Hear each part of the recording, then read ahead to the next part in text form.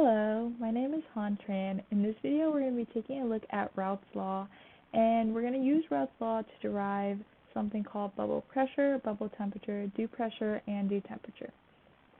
So to begin, let's just take a look at what Raoult's law is. So Raoult's law is a law that was proposed by a French chemist that deals with the mole fractions in the liquid and vapor phases of a mixture.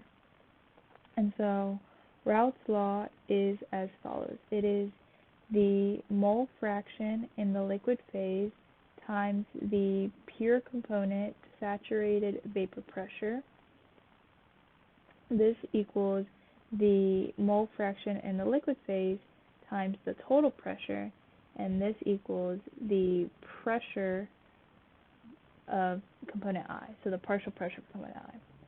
So just to review, the Xi is the liquid mole fraction of component I. Pi sat is the saturated vapor pressure. It's also referred to as pure component I's vapor pressure. And so this can be found using Anton's equation.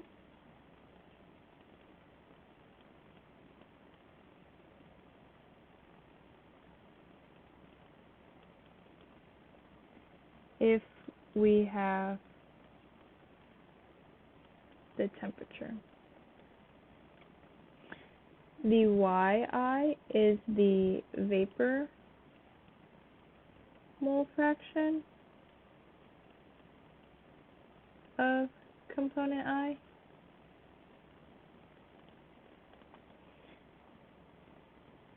Capital P is the total pressure of the mixture.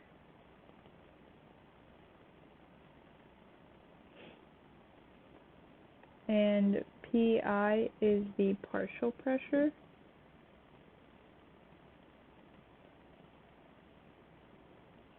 of component I. So this is Raoult's law, and Raoult's law is very useful when we start looking at bubble pressure, bubble temperature, dew pressure, and dew temperature. Now before we jump into those four words and what they mean and the equations that we can derive from Raoult's law for them, let's take a quick review of a pure component before we jump straight into mixtures. So for a pure component,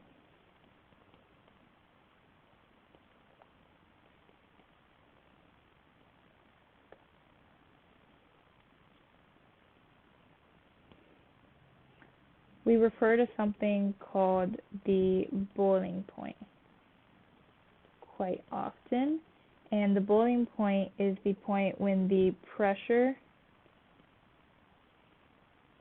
inside equals the pressure outside. So like if we were to have a container filled with pure liquid water, the boiling point would be when the pressure inside the container of the water equals the pressure outside, and what happens is little bubbles start to form, and so that's called the boiling point. And when something's boiling, we can often represent it on what is called a PV diagram, which plots the pressure versus the temperature. And PV diagrams have three lines, and what these three lines represent are intersection points between the different phases of the pure component. So there's the solid phase, the liquid phase, and the vapor phase. And so if we were to have pure vapor in here, or excuse me, pure water liquid, it would be somewhere in that region. And so as we increase the temperature, little bubbles begin to form at 100 degrees Celsius. That's the boiling point of water at a specific pressure, which at sea level, that's 100,000 pascals. And so a lot of times when we deal with a pure component, we represent it on a PV diagram, and we can see at what point and what temperature and how these pure components react. But we can't do the same for a mixture. And the reason for that is because as bubbles begin to form in the mixture, the composition of the liquid changes. So the more bubbles form, the more the composition and the temperature of the mixture changes. So as vapor phases, as the mixture changes into vapor phase, the liquid phase composition changes. And so when we talk about mixtures, we instead refer to a bubble point. So there's two cases for bubble points. Both cases is when the mixture is all in the liquid phase. So the first case is called bubble pressure. And this is when we are given a set temperature. The second case is called bubble temperature. And this is if we are given a set pressure. So if we were to have, let's say, a container with some form of piston, and we're looking at the first case, so the bubble pressure, and we have a temperature set, let's just start with 350 Kelvin. Normally let's go back to the pure component, something we know, with a pure component, what we would do to boil water is we would increase the temperature and add heat into it, and this would cause the temperature to rise, and eventually bubbles would begin to form. But with a set temperature, we can't do that. So what we have to do is we change the pressure instead. And so if we have a mixture in here, we want to find the bubble point, which is the point when the first bubble forms. So when the first bubble forms, well, that bubble is going to have a mole fraction of component 1. Let's say we have two components in this mixture.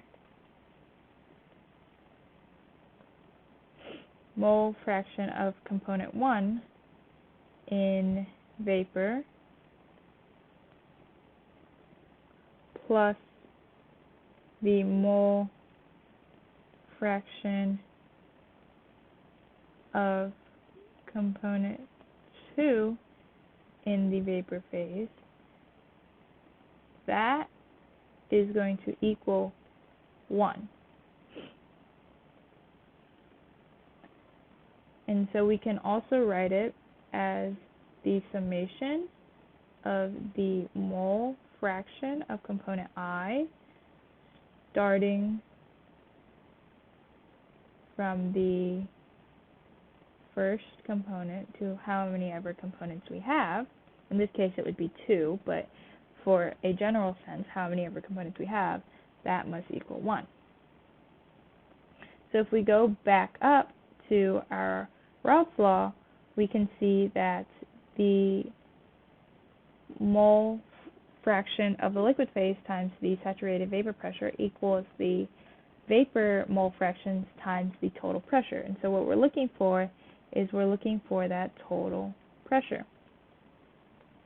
And so if we rewrite Raoult's law down here, we have the liquid mole fraction times the saturated vapor pressure of component I equals the vapor mole fraction of component I times the total pressure. We are looking for the pressure, and so we're going to isolate the pressure, and so we have the total pressure equals the liquid mole fraction times the saturated vapor pressure divided by the vapor mole fraction. And so if we were to sum this up for all the components, we would have the summation of the vapor mole fractions times the saturated vapor pressure of component I over the liquid mole fraction of component I. And since we know that the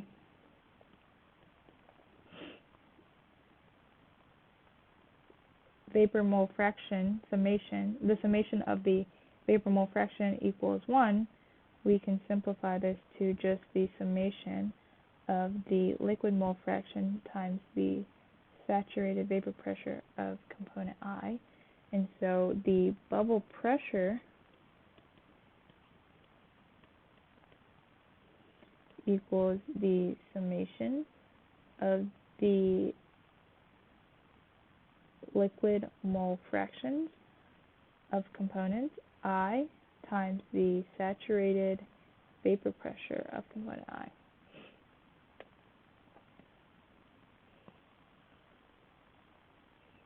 And so that is our bubble pressure.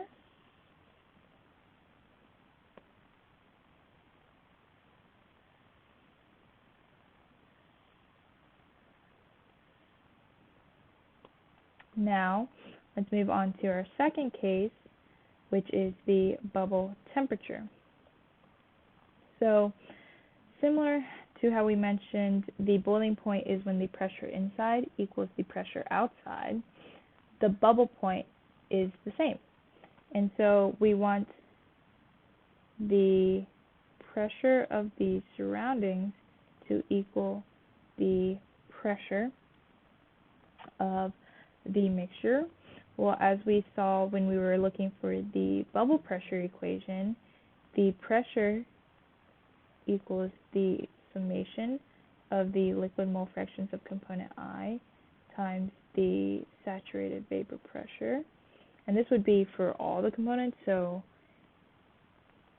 it would be I starting from 1 to n, and that would be the same for the bubble pressure. So I'm just going to fill that in up there, as well as down here.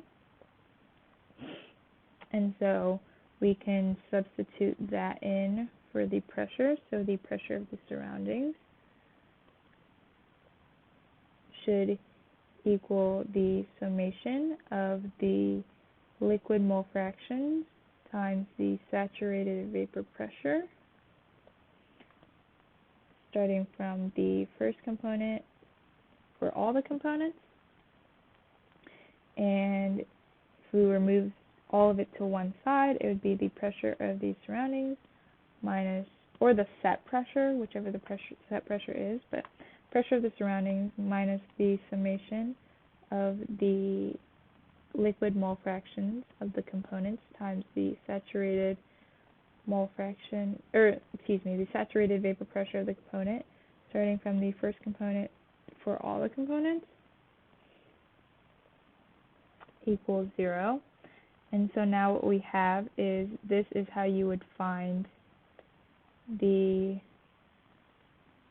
bubble temperature. And as you can see, it is a nonlinear equation. So what you have to do is you would have to solve a nonlinear equation for the bubble temperature. This is the equation derived to find the bubble temperature. Now, moving on from bubble temperature, there's another term that we refer to when we talk about mixtures, and that is the dew point. So, the dew and the bubble points have some similarities, but there's one main big difference, and the big difference is that when it comes to bubble pressure and bubble temperature, the mixture is all in its liquid phase to start, but when it comes to the dew point, the mixture starts as all vapor, so it's all in its vapor phase, and so the dew point is the point when the first drop of liquid forms. And so a similarity, though, is that there's also two cases. So the first case is the dew pressure. And so this is if we are given a set temperature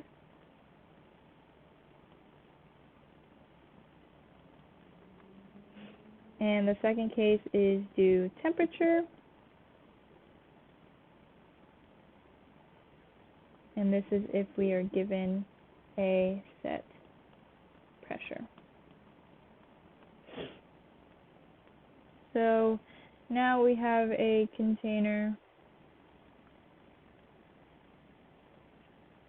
and it's all vapor.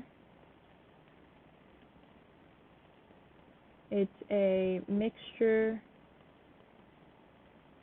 and we are looking for when the first drop of liquid forms.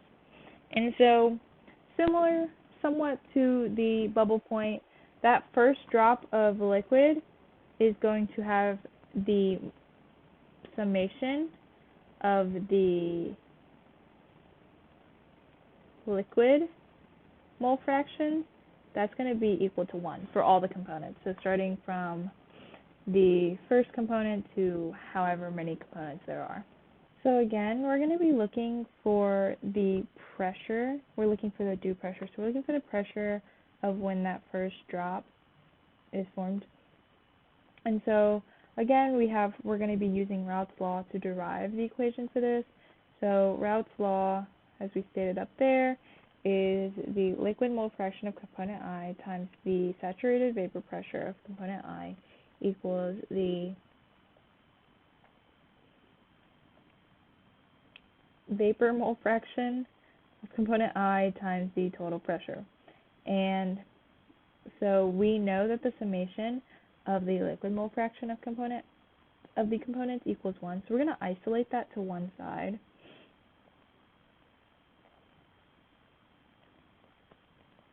So that gives us the liquid mole fraction of component I equals the vapor mole fraction of component I times the total pressure divided by the saturated vapor pressure of component I. And if we were to do the summation of both sides, we would have 1, because we're going to substitute that in. We have 1 equals the summation of the liquid mole fraction of component I over the saturated vapor pressure of component I times the total pressure.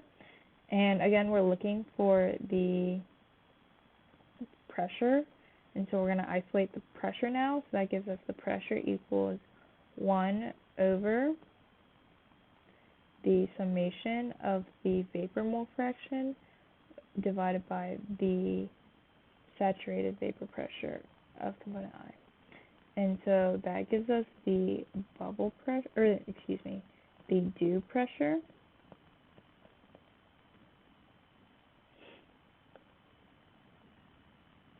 Equation that is derived from the Raoult's law. Moving on to the second case,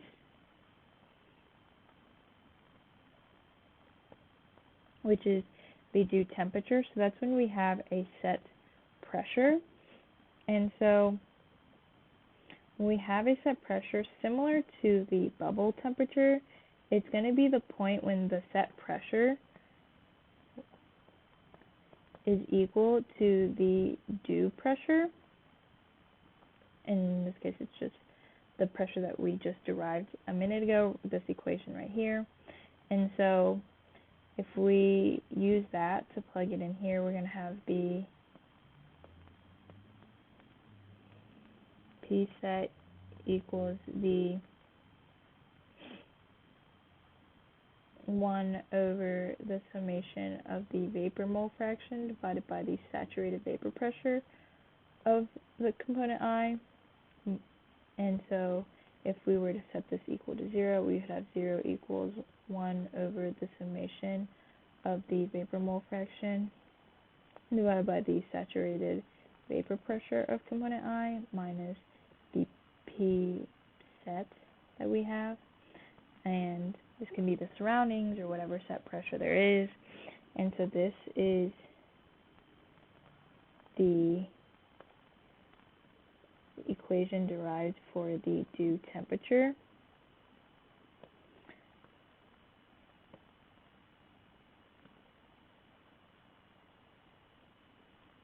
So similar to the bubble temperature, this due temperature is a nonlinear equation that has to be solved.